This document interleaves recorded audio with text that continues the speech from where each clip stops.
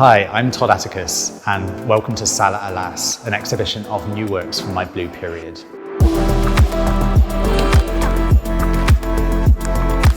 I wanted to choose a colour that represented that period of time for me, and that for me was this resonant ultramarine blue, which certainly when you place it against white has this really zingy contrast, but also blue has this connotation which you might think of a blue period or blue era as one that was steeped in sadness and lamentation, dismay. Little did I know that that would become self-fulfilling, and I would be using blue for a period of years, and it would become my blue period. As a visual artist, I'm quite a chameleon.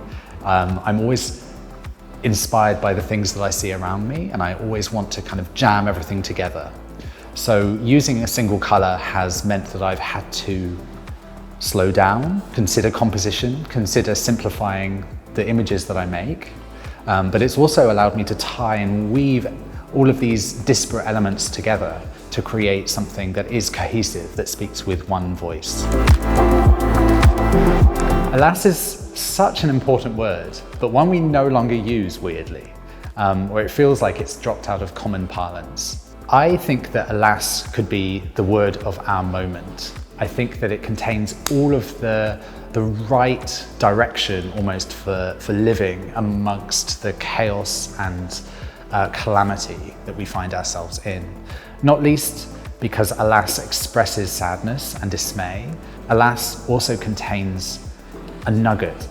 And it's the way in which we can move forwards with our lives as well, which pairs itself really nicely with, I think, this blue, because I think what this blue does is it says it has the connotations of sadness and everything that would go with a blue period, but because it's so powerful, so resonant, it really jumps out at you. I think it's quite a celebratory blue as well.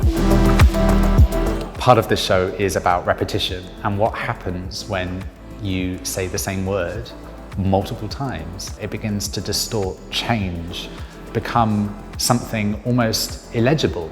So when I think about a piece in this show that has alas 10 times over and maybe it's spilling out over the edge like some kind of marketing poster, you start to look at the configuration of the words and you start to ask, why is this happening?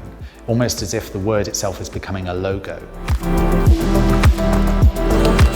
Every piece in this show has been painstakingly, manually created. So there's a mixture of screen prints and paintings, and they've all had multiple layers which really builds this really rich, resonant blue.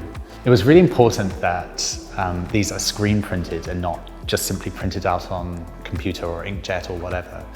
The reason being is that when you screen print, you physically have to pull ink through a screen. And even though the images that you create can still be quite pristine and quite clean, when you get up close to them, you notice the imperfections are there. They are handmade objects just as much as a painting. And I think that is important because it distinguishes the difference between my work as commentary on the world as opposed to a poster or a billboard that exists in the world to sell something.